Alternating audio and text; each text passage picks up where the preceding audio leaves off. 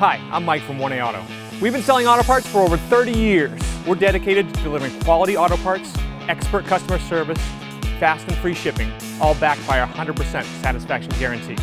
So visit us at 1AAuto.com, your trusted source for quality auto parts. In this video, we're going to be working with our 2002 Chevy Suburban. We're going to show you how to remove and replace the catalytic converters.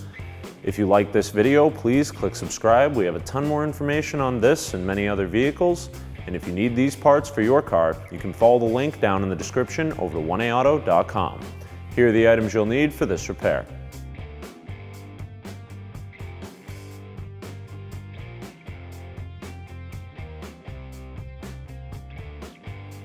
Disconnect all of your O2 sensors. Ours look pretty rusty, so we're going to disconnect them and try to remove them once the cats are out of the truck. Your driver's side upstream O2 connector is located on the side of the transmission just above the range selector. Pull out the blue safety tab, lift up on the rear half of the connector's tab and disconnect it. Then pull your wire over the drive shaft and allow it to hang. The downstream O2 on the driver's side is plugged in right on top of the cross member. Ours is actually popped out of its clip. Same thing, remove the tab, lift up, separate the connector, and hang your harness out of the way. The passenger upstream is located just behind the front body mount on the cab of the vehicle. We'll have to separate this connector. You can just kind of pinch it and pull it through the hole.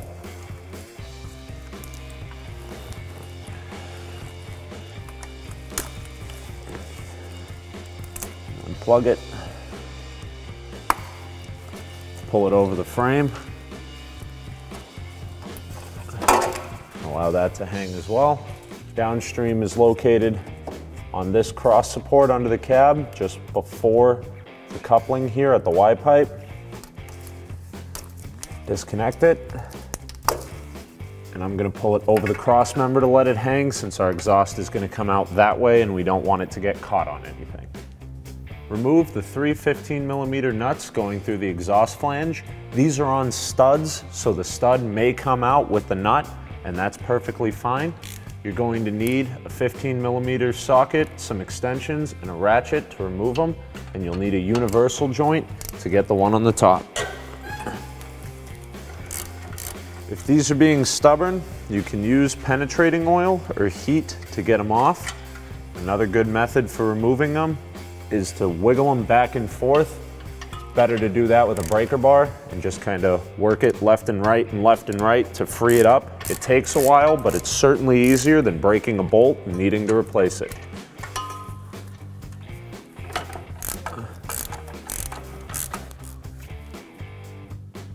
Remove the same three 15mm nuts on the passenger side flange.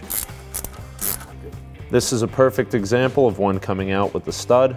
Again, that's perfectly fine. Just make sure that this goes back in the same hole it came out of.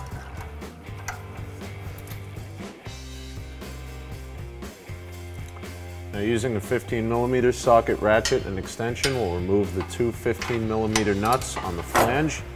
Yours, if it hasn't been worked on before, should have two 15mm nuts with studs. However, ours has had a pipe replaced and the stud broke, so it's through bolted.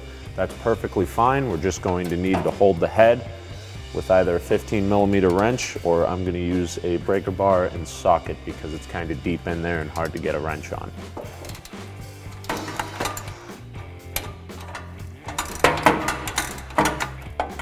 We need a pry bar to separate this because the bolt that was put in there is a little longer than the factory stud would be.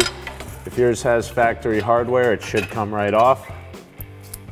Now, we're replacing our catalytic converters. To get this one out, we're just going to cut it since we're replacing it with a newer style piece anyway. However, if you're removing this and planning to reinstall this or a similar style exhaust piece, you'll need to remove the 4 transmission crossmember bolts. After supporting the transmission with a floor jack or screw jack, remove the 4 transmission crossmember bolts and the 2 bolts that secure the transmission mount to the crossmember. so you can drop this bar down and out and remove your exhaust. Whenever using power tools like a reciprocating saw like we're using here, you could also get away with using a handsaw, a tailpipe cutter, or a cutoff wheel for this. Be sure to wear the proper safety equipment like glasses and never cut towards yourself.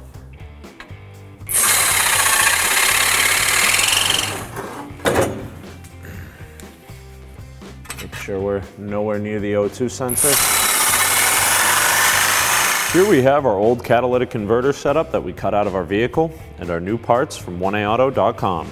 As you can see, these parts in size and shape are very much the same. However, the actual layout of the parts is a little bit different. It also comes with a nice new set of gaskets, which is going to make sure that the new parts seal up nicely and sound just like factory, while providing the proper emissions outputs from the new cats here, which is why we replaced our old ones. They'd gone bad and were causing a check engine light, making it so we couldn't get an inspection sticker. All of the O2 sensor bungs are in the same location. We'll need to remove our old ones and install them into the new catalytic converters. Otherwise, these new parts from 1A Auto will go in direct fit, just like our original equipment, get our vehicle's emissions back where they need to be by law, get our inspection sticker on there, and fix you up right. Using a 22mm wrench, go ahead and remove your oxygen sensor. Just for the sake of consistency, this isn't a necessity, but I'm going to replace all of the sensors exactly where they came out of on the old pipe. So this one is the upstream for the passenger side. So I'll reinstall it in the upstream of our new passenger side pipe. And what I mean when I say upstream is that it is above the catalytic converter as far as the flow of exhaust is concerned, meaning the exhaust will come from the manifold, hit this sensor, go through our catalytic converter, and then go to our downstream O2 sensor behind the cat. These two sensors are used to check the efficiency of the cat because we know what kind of gases and how much are in the exhaust from this sensor, and this sensor confirms that the catalytic converter is breaking them down correctly. This is also why it's very important to make sure you properly diagnose cat-related codes before just replacing the cats.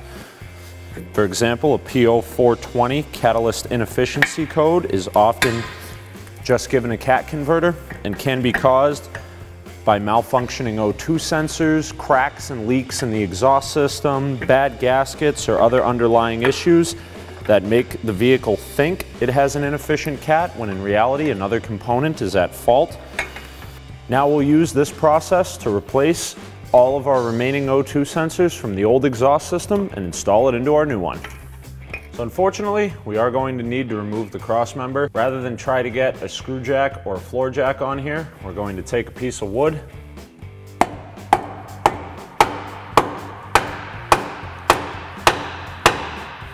and tap it underneath the transfer case and over the cross member for the torsion bars. This will help keep everything supported where it is while we remove our cross member. Reaching through the access hole in your transmission cross member, remove the two 15mm nuts securing the transmission mount to the cross member with a 15mm socket, ratchet, and extension.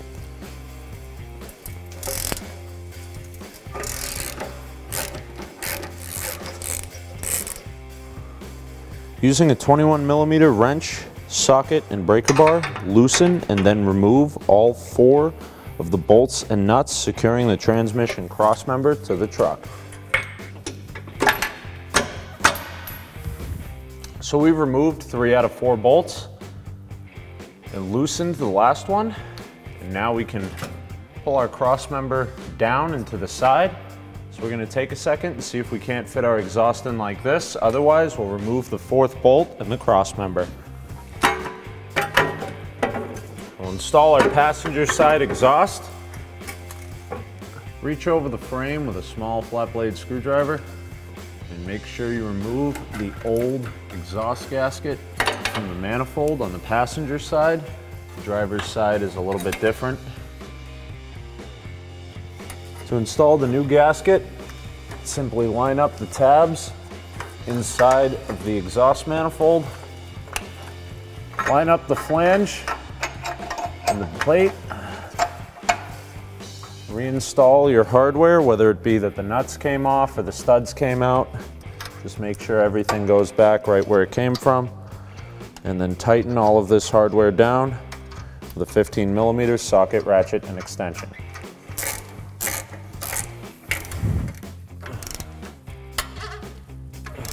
Install your new gasket onto the exhaust flange, followed by your new pipe. Make sure you're lining up the other end into the slide joint at the same time. And start all 3 of your 15mm nuts by hand. Tighten down your hardware with a 15mm socket, ratchet, and extension. Reinstall the crossmember. We'll start by installing the 2 15mm nuts in the center to make sure that everything stays in place while we line up and tighten the rest of the crossbeam. You should be able to see the marks from where the washers used to sit. Be sure to realign those when you go back together. Using a screw jack or a floor jack, if you're doing this at home on the ground, lift up on the lowered side of the crossmember. Should make it nice and easy for you to bring it up and align the holes so you can reinstall all 3 of your 21mm bolts. Because our exhaust has already been installed, we'll need to put this bolt through in the opposite direction, which is perfectly fine. It's just a matter of clearance, and it looks as though this crossmember may have been out before. We'll then reinstall our 2 21mm bolts on the opposite side. Start the nuts, and then tighten everything down with your 21mm socket, ratchet, and wrench.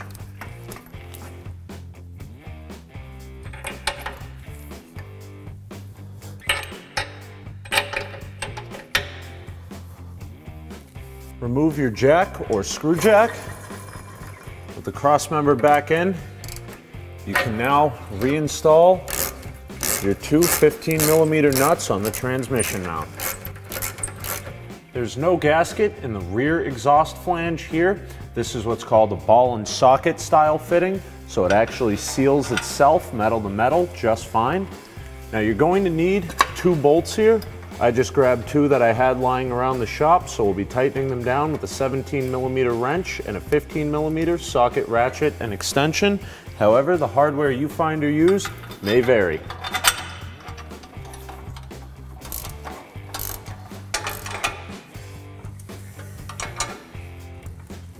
Install the exhaust clamp around the slip joint. Make sure you put it right about in the middle, too far to either edge, and it's possible that you could miss and just end up crushing the pipe and squeezing it off, which will create leaks and other issues. It doesn't really matter where you set this as long as you have easy access to it. So we'll set it here at about the 9 o'clock position. And the key to making a good clamp with these, again, is that it's centered and that you tighten down both sides evenly. On this particular one, it's going to be a 14mm socket and ratchet.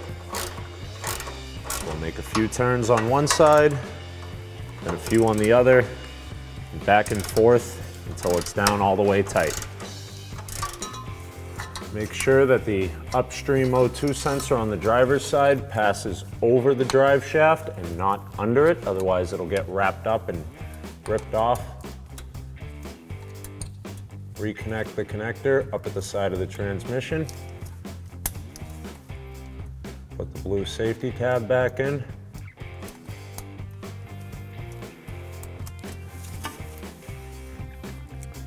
We'll then do the driver's downstream over the transmission crossmember.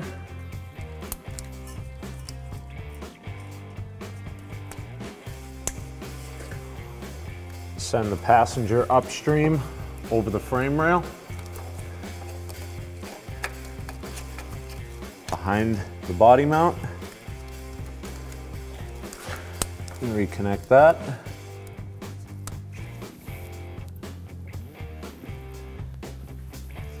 And the passenger side downstream, also right over the frame rail.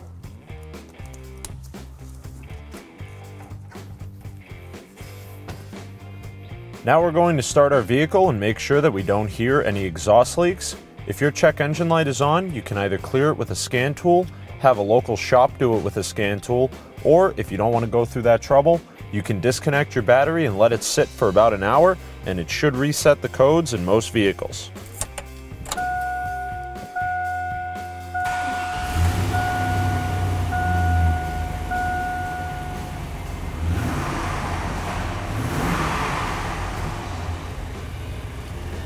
Our exhaust is nice and quiet, nice and smooth. We don't hear any hissing or rasping from a loose connection somewhere. So our vehicle is all good to go. Thanks for watching. Visit us at 1AAuto.com for quality auto parts, fast and free shipping, and the best customer service in the industry.